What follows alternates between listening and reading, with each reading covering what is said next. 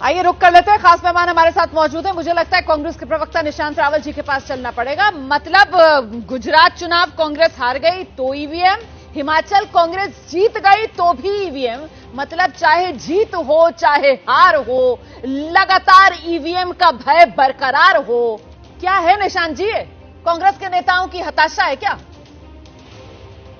नहीं, देखिए रोमाना जी, बाबू भाई हमारे वरिष्ठ नेता है। उन्होंने जो अभी बयान दिखाया आपने, मैंने बहुत केयरफुली सुना है।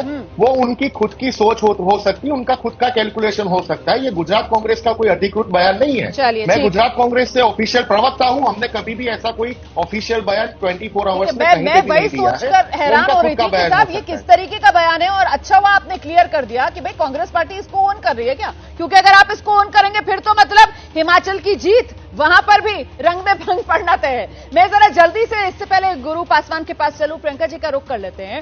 प्रियंका काक्कड़ जी, 2024 को लेकर आपकी, मतलब आम आदमी पार्टी की जो उम्मीदें हैं वो देश के सामने हैं, लेकिन सवाल यह कि प्रधानमंत्री नरेंद्र मोदी जब 2024 को लेकर नैरेटिव की बात करते हैं तो वो जनता को आगाह भी तो कर रहे हैं ना कि साहब शॉर्टकट की राजनीति, और वही शॉर्टकट की राजनीति का श्रेय आप लोग लगातार ले रहे हैं।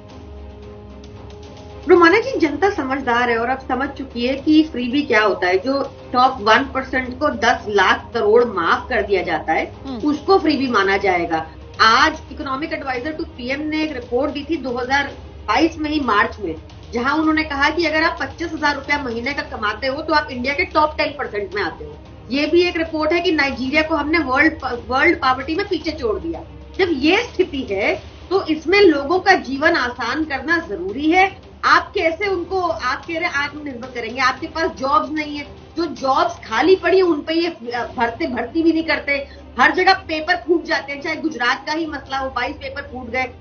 ये मुद्दे तो खड़े ही है ना, चले थोड़ी गए। ठीक है, तो अगर हम जनता के पैसों से जनता को सुविधा वापस करते हैं, जनता ये बात को समझती है, उनकी लाइफ आसान होती है। 5 सीटें हमारी गुजरात में आई है, 23 साल लग गए इनको दिल्ली में 8 सीटें लाने में। नहीं, मैं तो वही कह रही हूँ कि आप लगातार ये उपलब्धि गिना रहे हैं और प्रधानमंत्री नरेंद्र मोदी ने वो शॉर्टकट वाले शब्द का इस्तेमाल किया ना, इसीलिए मैं आपसे पूछ रही थी। मैं जरा गुरु पासवान जी का रुख कर लेती हूँ और उनसे जानती हूँ।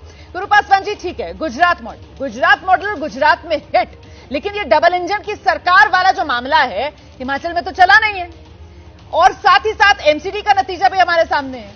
तो अब सवाल ये कि 2024 अगर विपक्ष इसी अंदाज में आगे बढ़ता है, अगर बात फ्री बिजली पर आती है, अगर बात बेरोजगारी भत्ते पर आती है, तो फिर क्या डबल इंजन की सरकार पर ब्रेक लग सकता है क्या? रोमाना जी, कई बार हम लोग भ्रम में रहते हैं। हाँ। हम जितने स्वघोषित एक्सपर्ट्स हैं, हमें लगता है कि हम देश की जनता से अधिक जानते हैं। हम इस देश की जनता के विवेक पे प्रश्न चिन्ह खड़ा करते हैं। इतनी गरीबी है, इतनी पॉवर्टी है, इतनी बेरोजगारी है, तो बार बार वो 27 साल बाद भी अपना आशीर्वाद क्यों दे रहे हैं? तो पहली बात ये कि हमें बार बार जनता को अपमानित नहीं करना चाहिए, उनके आशीर्वाद को ससम्मान स्वीकार करना चाहिए। पहली बात, मैं आम आदमी पार्टी को बधाई देता हूं कि आप राष्ट्रीय पार्टी बने हैं, आपने गुजरात में अच्छा काम किया है, लेकिन कहीं ना कहीं पंजाब के सटे हिमाचल में आपके सभी उम्मीदवारों का जमानत जब्त हुआ है। नंबर 1, 25 ऐसी सीटें थी जहां नोटा भी आपसे अधिक मत पाया है। नंबर 2, तो कभी इस पे भी विचार करना चाहिए। और पंजाब से सटा हुआ है, उत्तराखंड में आपकी यही स्थिति हुई थी, उत्तर प्रदेश में आपकी यही स्थिति हुई थी, आपने गुजरात में अच्छा काम किया, उसको बधाई देता हूं, लेकिन कभी इसको भी विश्लेषण करिएगा। कभी, मैं आपके बीच में नहीं बोल रहा था, कभी इसका विश्लेषण करिएगा आप कि आखिरकार जनता ने आपके मॉडल को रिजेक्ट क्यों किया है। दूसरी बात, अभी अपने कांग्रेस के नेता का बयान सुनाया है। देखिए, संविधान के संस्थानों पे प्रश्न चिन्ह खड़ा करना, आप आज मंगोकिया जी के बयान को अस्वीकार कर रहे हैं। कल हम सबने देखा था दिग्विजय सिंह, वो भी छोटे नेता हैं क्या? दिग्विजय सिंह मध्य प्रदेश के पूर्व मुख्यमंत्री रहे हैं, वो भारत जोड़ो यात्रा में भी अभी हैं, उन्होंने भी ईवीएम पे भी सवाल उठाया था। संविधान के संस्थानों पे सवाल उठाना बंद करिए, जनता के विवेक पे सवाल उठाना बंद करिए, इनको सम्मान करिए। ये आपके अहंकार का, आपके घमंड का, आपके पाखंड का परिचायक है। देश में जनता सर्वोपरि है, संविधान सर्वोपरि है। बार बार ये गलत है, ईवीएम गलत है, चुनाव आयोग गलत है, जनता देखती है और जनता इसके लिए कभी आपको माफ नहीं करने वाली है। ये बात को देखिए, रावल जी जो है वो पहले ही उसको खारिज कर चुके हैं। वो कह रहे हैं कि साहब ये पार्टी की लाइन नहीं है। लेकिन रावल जी, सवाल अब ये हो जाता है कि क्योंकि यहां पर हम 2022 को लेकर 2024 की लड़ाई का जिक्र कर रहे हैं, और ऐसे में वो जो मोदी मैजिक है, वो जो सबसे बड़ा ट्रम्प कार्ड बीजेपी के पास नरेंद्र मोदी के नाम के तौर पर है, जिसकी वजह से माना जा रहा है कि साहब मोदी का मैजिक कांग्रेस सा, तो विपक्ष फिर कहां टिकेगा 2024 में? ये बड़ा सवाल है ना।